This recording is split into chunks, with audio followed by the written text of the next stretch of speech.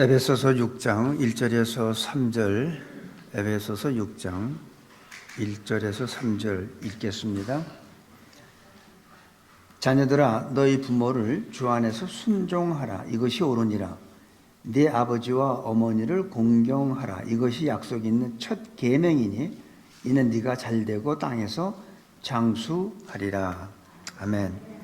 5월달은 이 가정의 달입니다. 특별히 오늘은 마더스데이인데 해피 마더스데이하고 이렇게 모든 엄마가 아닌 사람들은, 남편들은 해피 마더스데이라고 한번 해주시면 감사하겠습니다. 해피 마더스데이.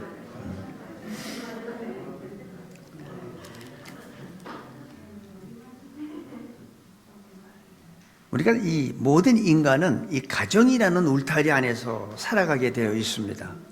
그 누구도 가정을 벗어나서 살아가기는 너무나 힘들죠. 근데 이 가정이란 것은 우리가 두 가지로 생각할 수 있어요. 부모의 피로 인해서 부모의 그 혈육 관계가 된 가정이 있고, 또 예수님의 피로 맺어진 또 영적인 가정이 있습니다. 그래서 영적인 가정은 우리는 교회라고 이렇게 얘기를 합니다. 그래서 젊은 사람들이 그 결혼할 때 보면은 상대방 가정을 보게 되죠. 신부 쪽에서는 신랑 가정을 보고, 신랑 가정에서는 신부 쪽의 가정을 봅니다. 왜냐하면 그 가정이 어떠한가에 따라서 그 사람의 인격과 신앙이 결정되기 때문에 그렇습니다. 그래서 많은 사람들이 그 당사자만 보는 게 아니라 그 가정도 보는 것을 우리가 알 수가 있죠. 이 그리스도인의 가정은 유일하게 이 땅에서 천국을 경험할 수 있는 유일한 장소가 바로 가정이에요. 하나님이 주신 선물이죠, 이 가정은. 그런데 많은 사람들이 세상 사람들은 모르겠습니다. 하지만 그리스도인들 중에서도 좀 안타까운 게 뭐냐면 가장 이상적인 것이 무엇인지는 아는데 그걸 경험하고 경험하지 못하고 사는 것이 좀 안타까운 것 중에 하나라고 저는 생각합니다. 어떤 가정에 가보면 어떤 부부는 너무 애끼고 뭐 아내 말이라면 남편 말이라면 그렇게 존중하고 사랑하고 서로 섬기는 모습을 볼 수가 있는데, 반면에 어떤 가정은 빈정도 되고 또 앞에서는 흉을 안 부는데 없을 때 이렇게 흉을 많이 부는 또 그런 가정도 있어요. 또 어떤 분은 자기 아내가 있으면 말을 안 해. 근데 아내만 없으면 뭐 그냥 이런 말 저런 말 또 많이 하죠. 근데 그 하는 것이 자기 얘기가 아니라 꼭 배우자 얘기를 하는 걸 우리가 볼 수가 있습니다. 그래서 어떤 가정은 하나님이 주신 그 가정을 갖다가 이렇게 기쁘고 행복하고 즐겁고 서로 섬기며 사랑하면서 사는 가정이 있는가 하면, 또 어떤 가정은 서로 흉보고 헐뜯고 비방하는 가정도 있습니다. 하나님의 이상적인 가정에 대해서 우리가 한번 오늘 살펴볼 게 있는데, 하나님의 가장 이상적인 가정은 부부 관계가 있죠. 그리고 부모와 자녀 관계가 있습니다. 그래서 이 두 가지 관계가 있는데, 하나는 부부가, 남편과 아내 관계는 우리는 수평적 관계라고 그래요. 남자가 더 위가 아니고 수평적 관계예요. 그 다음에 부모와 자녀 간에는 수직적 관계라고 우리가 얘기를 합니다. 그래서 이 수평적 관계와 수직적 관계 그 중앙에 바로 이 교차로에 예수님이 계시는 가정은 행복한 가정, 바로 하나님이 원하시는 그리스도인의 가정이죠. 그게 가장 이상적인 가정입니다. 우리가 운전하고 가다 보면 이 교차로가 있잖아요. 거기 신호등이 있죠. 신호등이 왜 있습니까? 교차로 중앙에 신호등이 있는데 그 신호등이 있기 때문에 서로 사고가 안 나고 안전하게 다닐 수 있게 만들듯이, 그리스도인의 가정에서는 수평적 남편과 아내 사이와 부모와 자녀, 이 교차로 중앙에 예수님이 계셔야 그게 바로 진정한 그리스도인의 가정이고, 그게 바로 하나님이 원하신 이상적인 가정이라고 생각을 합니다. 그런 가정에서 자란 아이들은 잘못될 수가 없어요. 그런 가정에서 자란 아이들은. 그런데 너무나 이기적이고 위선적인 그런 가정에서 자란 아이들이 잘 된다는 가능성이 전혀 없는 것은 아니지만, 옛말에 개천에서 용난다는 말이 있으니까 100%라고 말 못하지만 잘 된다는 것을 기대하기는 조금 저는 어렵지 않나 이렇게 생각을 해봅니다. 가장 이 중요한 것 중에 하나는 부모와 자녀 문제도 그렇고 부부 문제도 그렇고 일방적으로 한쪽만 잘못하는 경우는 거의 없어요.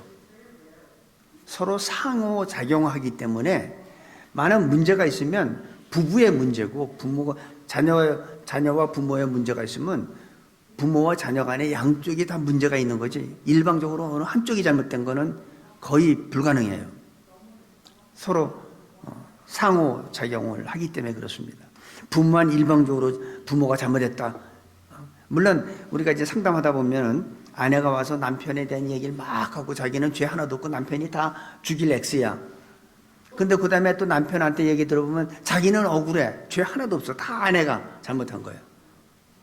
근데 나중에 부부를 동시에 불러서 3자 대면을 하면은 얘기가 많이 달라져요. 그래서 대부분 보면은 서로 상호작용해서 양쪽에 다 문제가 있는 거지 일방적으로 한쪽에 문제가 있는 것은 아니라고 봅니다.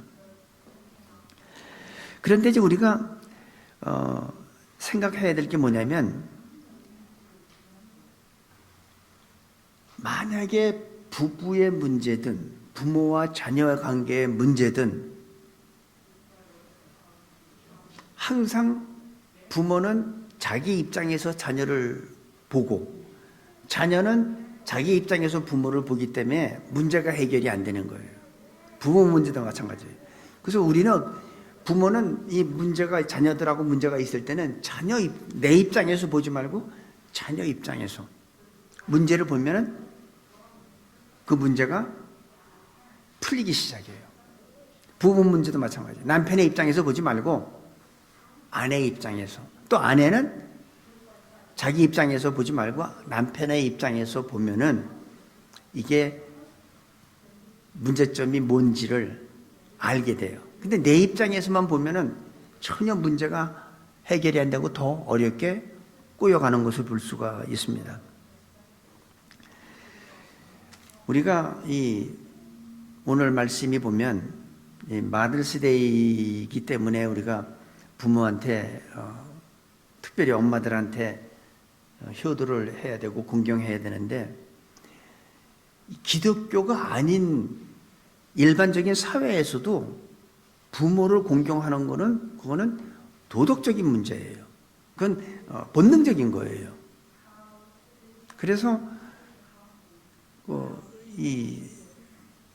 꼭 기독교에서 주장하는 것만이 아니라 이 사회, 세상에서 모든 인간이 사는 어디든지 자기 부모는 공경하는 것이 맞아요.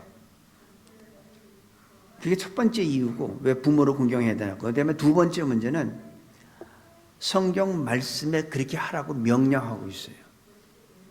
오늘 여기 보니까 자녀들아 너희 부모를 주 안에서 순종하라. 이것이 옳으니라. 내 아버지와 어머니를 공경하라. 이것이 약속 있는 첫 계명이니. 약속 있는 첫 계명이라는 것은 우리가 10계명을 보면 1계명부터 4계명까지는 하나님하고 관계되는 거죠. 그 다음에 사람과 사람과의 관계에서 첫 계명이 바로 5계명인데 그게 뭐냐면 부모를 공경하라는 거예요. 내 부모가 나한테 뒷바라지를 잘해줬기 때문에, 부모가 나한테 많은 유산을 남겼기 때문에, 부모가 나를 많은 뭐를 했기 때문에 공경하라는 게 아니라 그렇게 못한 부모라도 공경하라는 거예요. 부모는 무조건 하라는 거예요. 그 사람이 예수를 믿든 예수를 안 믿든 나한테 경제적으로 나를 힘들게 했든 그게 중요한 게 아니에요.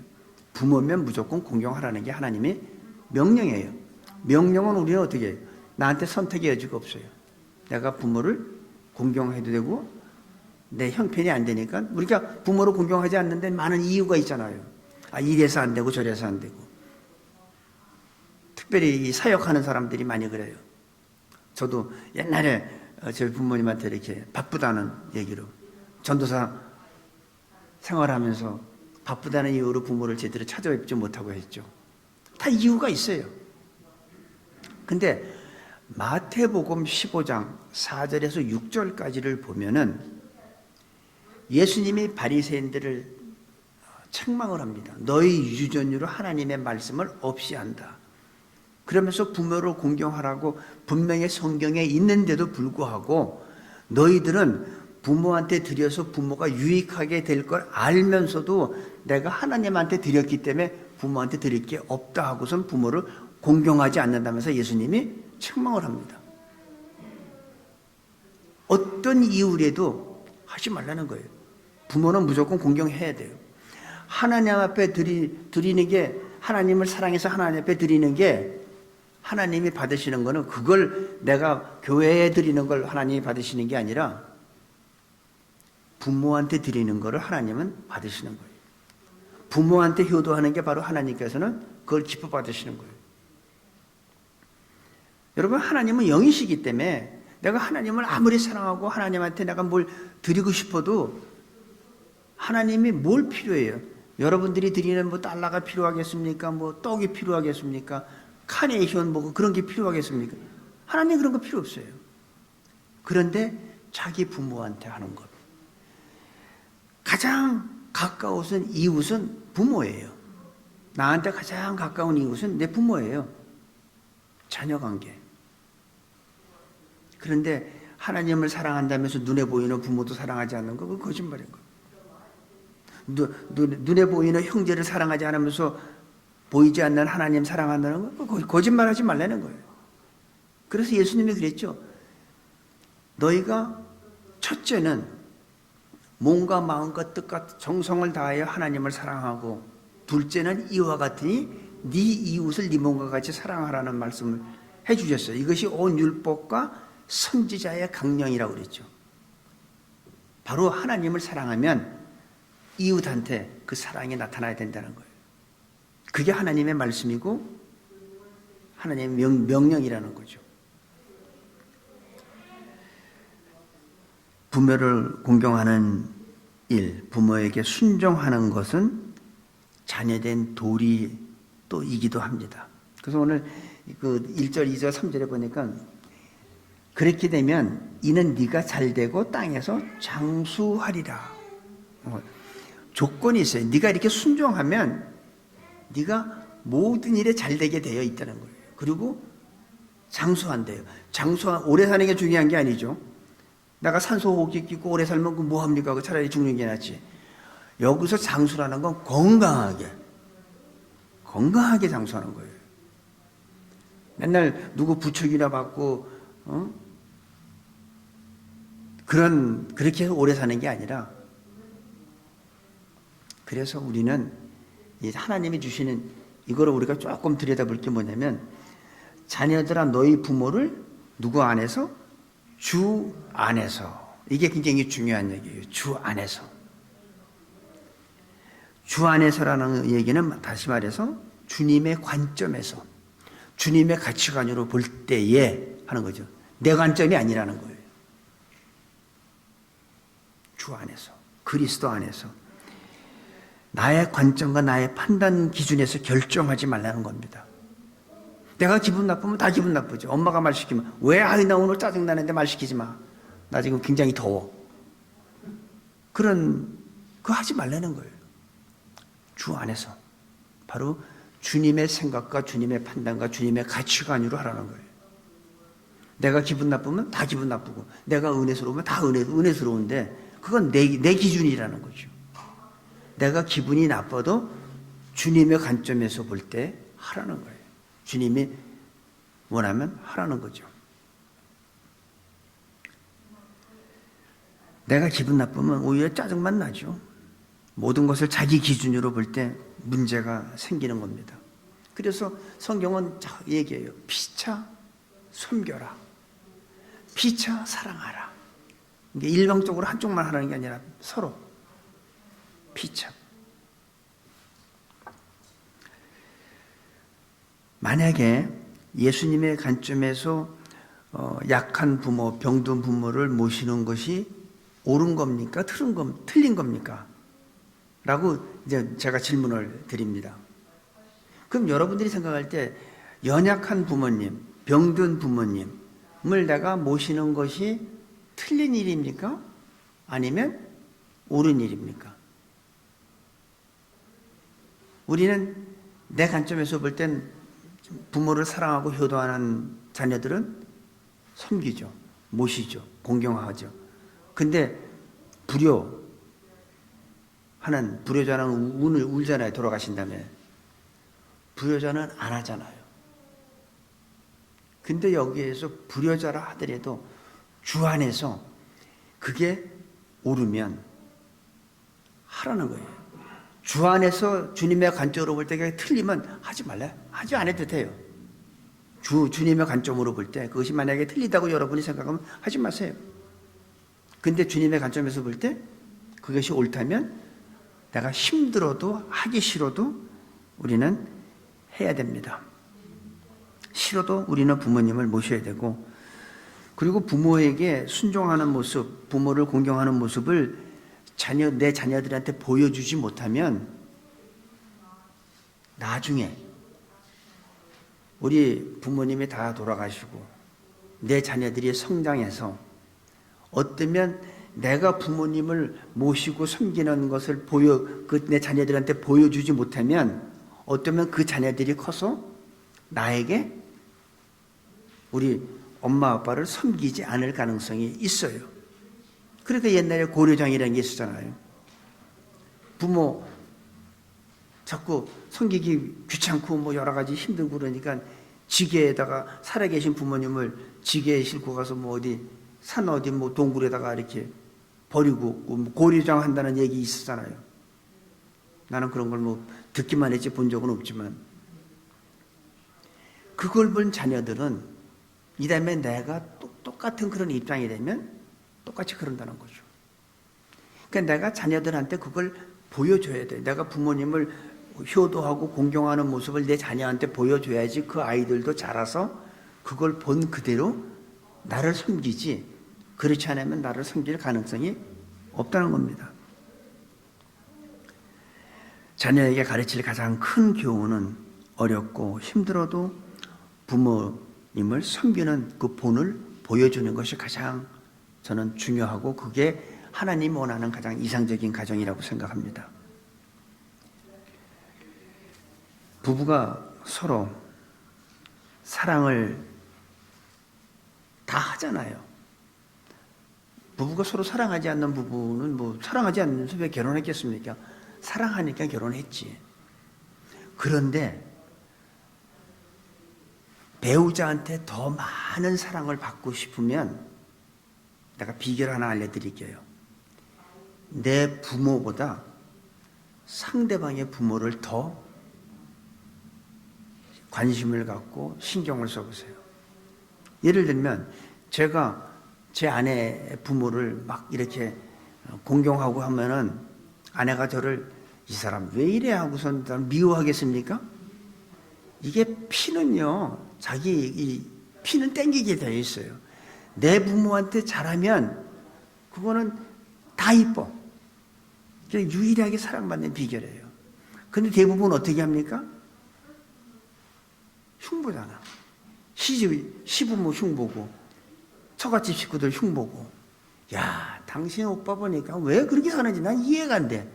그러면 어저께까지 사랑했던 아내가 나 좋아하겠어요? 자기 친정 식구나 자기 시집 식구 흉보고 그러면요, 그 사람은 오늘 점심 때까지만 해도 우리 남편 요새 고생 많이 하니까 오늘은 좀 고기 좀 먹여야겠다고 준비했다가도 그 소리 들으면 내가 미쳤지 이런 생각을 하다니 안 줘요.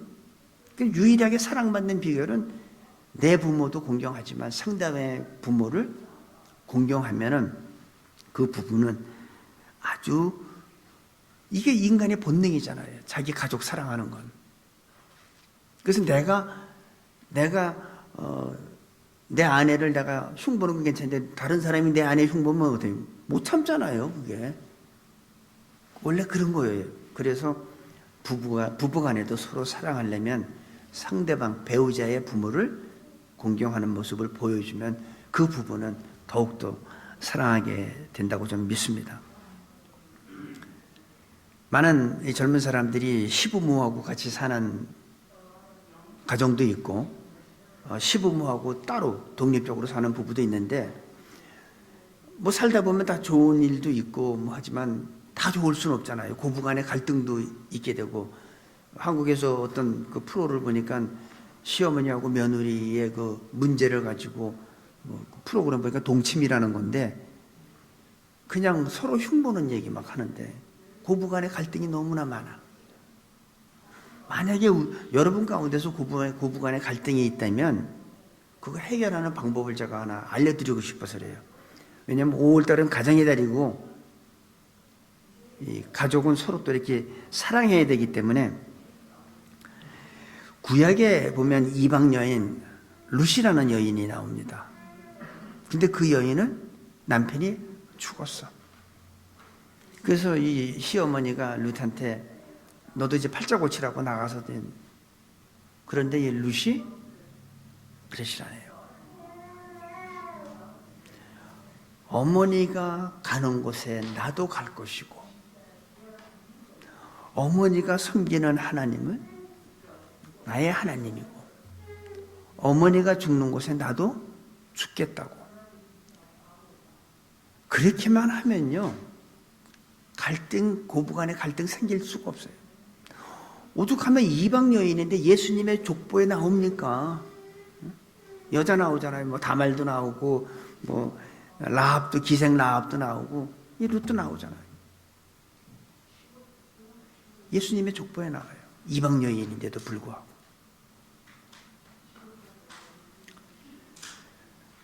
항상 우리는 내가 하지 않는 이유를 많이 댑니다. 이래서 못하고 저래서 못한다고 하는데 그거는 하나님 모실 때 그거는 핑계라고 생각할 것 같아요. 내가 마음을 바꾸면 돼요. 우리 빌립보서 4장 6절 7절에 그런 말 있잖아요. 아무것도 염려하지 말고 오직 모든 일에 기도와 간구로 너희 구할 것을 감사함으로 하나님께 아뢰라. 그럼 이제 7절에 뭐라 했어요? 그리하면 모든 지각에 뛰어난 하나님의 평강이 그리스도 예수 안에서 너의 마음과 생각을 지키시리라. 상황을 바꿔주는 게 아니라 내 마음과 생각을 바꿔주는 거예요. 상황은 그대로야. 치매 걸리는 어머니야. 치매 걸리는 아버지야. 상황은 안 변했어. 근데 하나님께서 내 마음을 바꿔주시는 거예요. 내 생각을 바꿔주는 거예요.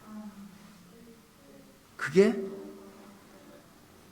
바로 새롭게 옛날 거 버리고 새로운 걸 넣는 거예요. 우리가 여러분이 이러면 저 목사님은 맨날 TV만 보나 또 이럴까 봐 겁나는데 한국에 보면 그 트로트라는 게 굉장히 유행이에요.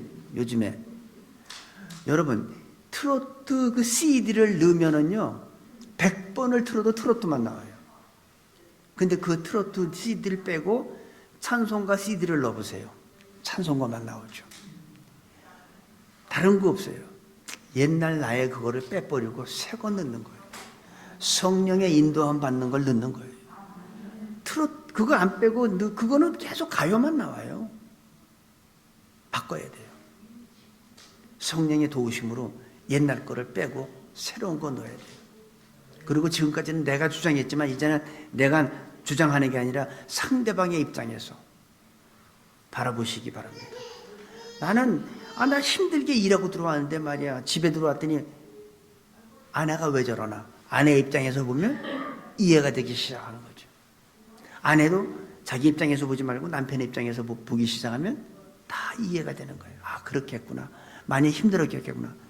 나는 그거는 생각하지 않고 내 입장만 얘기했네. 이래서 하나님을 생각하면서 우리는 그리스도인들은 난 이래서 못해 저래서 못해 하는 그 벽을 넘어야 돼요.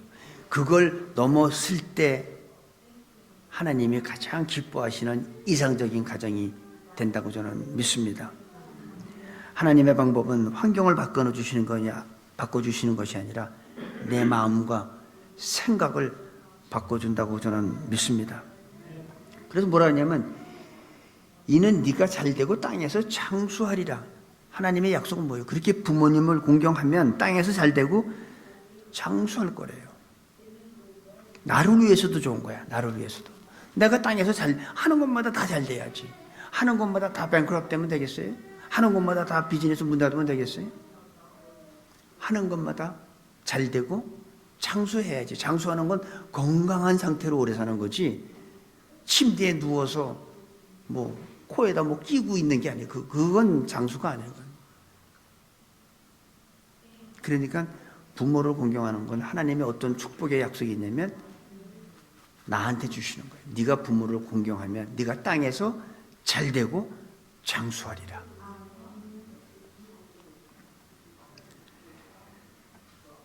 내 마음을 지켜주시고 본질적인 변화를 하나님은 원하십니다.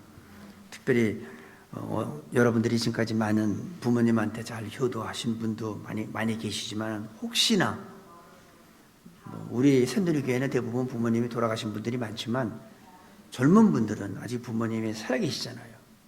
그 부모님한테 다시 한번 환경은 안 바뀌어요.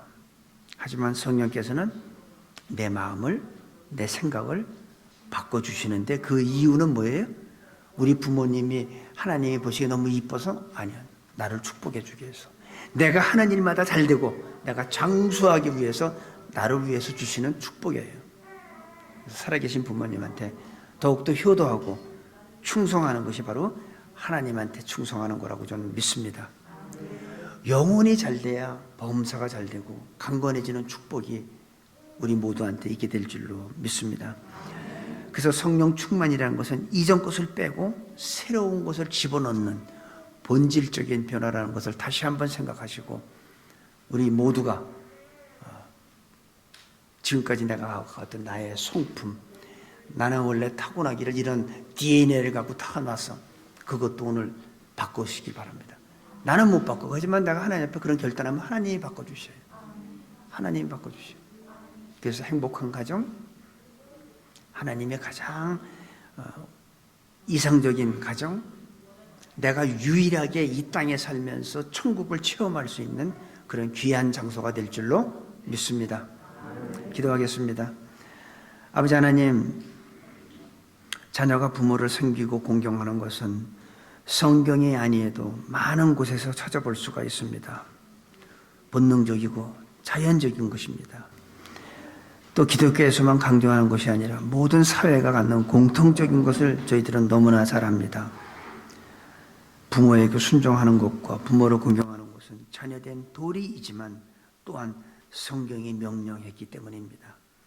하나님께서 말씀으로 명령한 것 저희들이 순종하지 아니하면 그것 또한 하나님 앞에 범죄하는 줄로 믿사오니 아버지 하나님, 오늘 이 말씀을 들은 저희들 마음속에 부모님 앞에